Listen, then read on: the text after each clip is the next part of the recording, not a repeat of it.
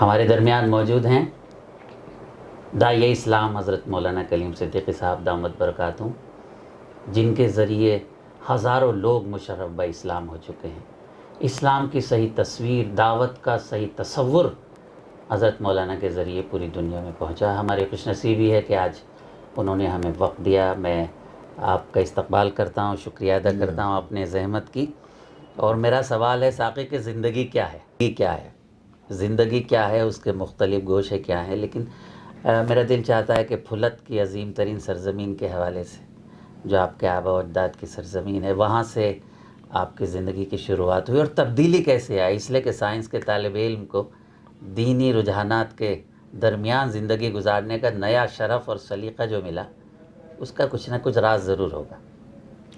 میں بہت مشکور ہوں ڈاکٹر ماجد صاحب کہ آپ نے یہ موقع دیا کہ ایک گاؤں کے دیہاتی کو، وہ بھی مشدد آباد کا، میں اصل میں جیسا آپ نے ابھی بتایا کہ پھلت کا رہنے والا ہوں۔ پھلت ضلع مظفر نگر کا ایک گاؤں ہے، اسے اہل ادب نے مشدد آباد کہا ہے۔ ہر لفظ میں وہاں تشدید بولی جاتی ہے، یعنی بولنے کا وہاں کا بھی میں دیہاتی آدمی ہوں۔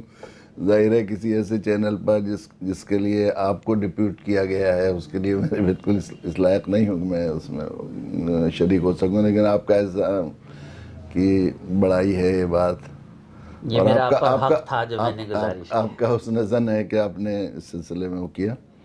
تو میں اصل میں پھلت کا رہنے والا ہوں، اور پھلت آپ جانتے ہیں کہ پھلت ایک ایسی تاریخی بستی ہے جس کو یہ امتیاز حاصل ہے کہ اس کی اساس تعلیم کی بنیاد پر ہوئی۔ ہمارے مورث اعلیٰ قاضی یوسف ناصحی، جو بادشاہ سکندر لودھی کے استاد و شیخ تھے، انہوں نے اس پھلت کو آباد کیا۔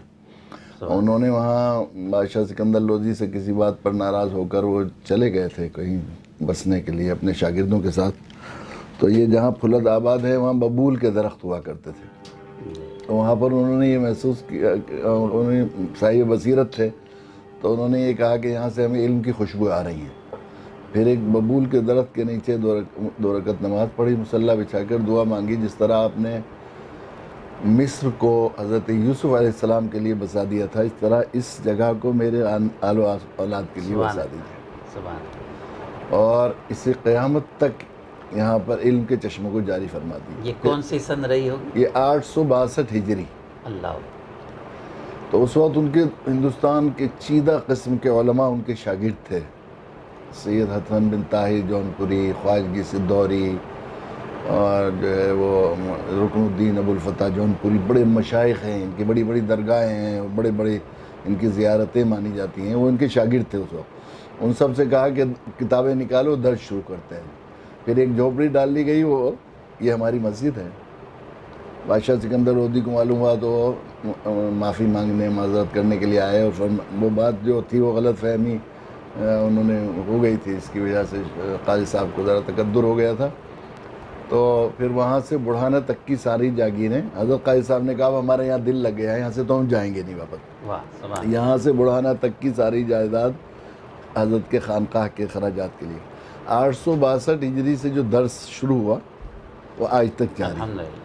اس میں بڑے بڑے مشائخ، بڑے بڑے بزرگ، بڑے بڑے اہل علم وہاں پر پیدا ہوتے رہے۔ حضرت مجدد الفسانی رحمۃ اللہ علیہ اتنی بڑی شخصیت ہیں، ان کے شیخ خواجہ باقی باللہ رحمۃ اللہ علیہ کابل سے تشریف لائے تھے تو وہ پھلت ہی آئے تھے۔ اللہ۔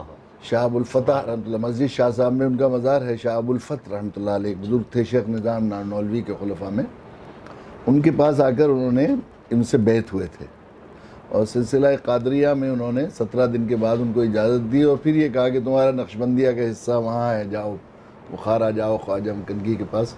پھر وہاں سے وہ سلسلہ شروع ہوا۔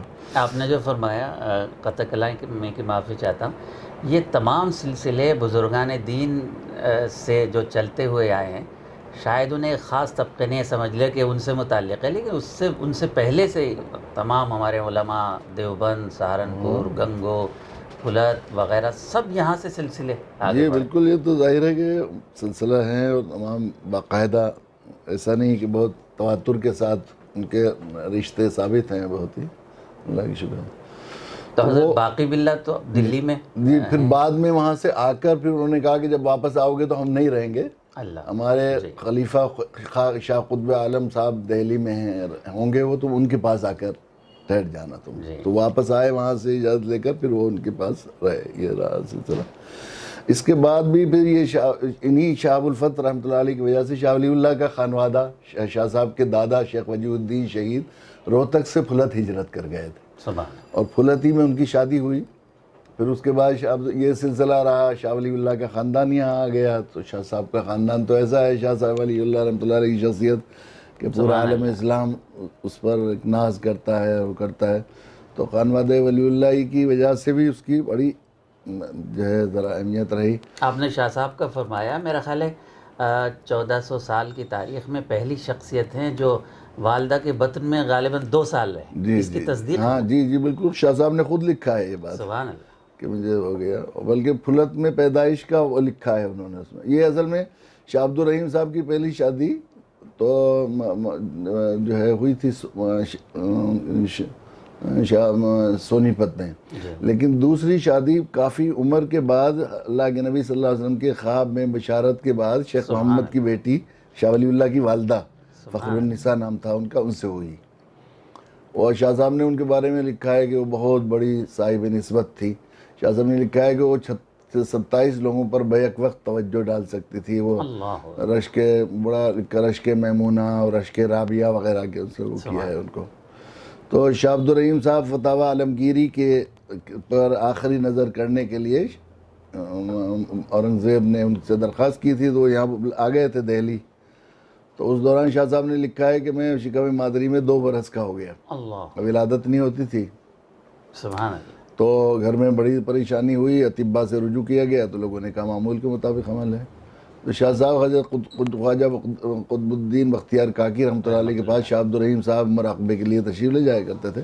اس دوران ان کی والدہ نے ایک مرتبہ دیکھا کہ ایک ہاتھ جو ہے تہجد کے لیے اٹھی، تو انہوں نے دیکھا کہ ایک بچے کے ہاتھ دعا کے لیے اٹھ رہے ہیں، تو یہ ذرا گھبرا گئی، اپنے شوہر سے جا کر کیا، تو وہاں مراقبہ کیا تو ان کو کسی طرح القاء ہوا یا الہام ہوا کہ اس بچی کے بطن سے ایک فرزند سعید پیدا ہوگا جو قائم الزمہ ہوگا۔ شاہ صاحب نے لکھا ہے قائم الزمہ کی تشریح کی ہے کہ سارے علوم و معارف اس پر مجتمع ہو جائیں گے، پھر جس پوری امت کو اس سے فیض یاب ہوگا۔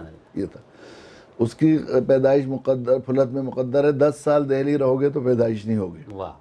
تو پھر شاہ صاحب کی والدہ کو پھلت لے جایا گیا، وہاں کا ایک واقعہ شاہ صاحب نے خود لکھا ہے کہ ایک مرتبہ فقیر آیا 2-3 دن کے بعد کہ مجھے روٹی دو، تو والدہ نے خادمہ سے کہا کہ ڈلیا میں 2 روٹیاں رکھی ہیں، ایک روٹی رکھ دو اور ایک اس کو دے دو۔ تو تم نے ماں پیٹ سے آواز دی، دونوں دے دو، وہیں بچیں گی، ما عندکم ینفد وما عند اللہ باق۔ پھر پیدائش ہوئی۔ تو شاہ صاحب نے لکھا ہے کہ اس کے بعد وہ پھلت کا ایسا ہمارے دل میں گھر میں عقیدت کا وہ بن گیا تھا کہ خواتین اگر دہلی میں ہوتی تھی ولادت سے پہلے پھلت بھیج دیا جاتا تھا۔ اس لیے شاہ ولی اللہ کے بھائی شاہ اللہ رحمۃ اللہ علیہ کا تو مزار بھی پھلت میں ہے، پھر شاہ عبدالعزیز صاحب، پھر شیخ محمد، ان کے شاہ ولی اللہ کے 5 صاحبزادے، شاہ اسماعیل شہید، شاہ محمد اسحاق صاحب، شاہ محمد یعقوب صاحب، سب کی پیدائش پھلت ہی میں ہوگی۔ اور اس خاندان کو شہادت کی عظمت بھی حاصل ہوئی، یہ فخر حاصل۔ جی ہاں بالکل، یہاں وہ تو سید احمد شہید رحمۃ اللہ علیہ کی تحریک چلی، پھر ہر گھر سے ایک آدمی شہید ہوا ہمارے یہاں۔ ہے ہند میں انوکھا مرکز تحفظ دین، یہ دین کا ترجمہ ہے مرکز تحفظ دین۔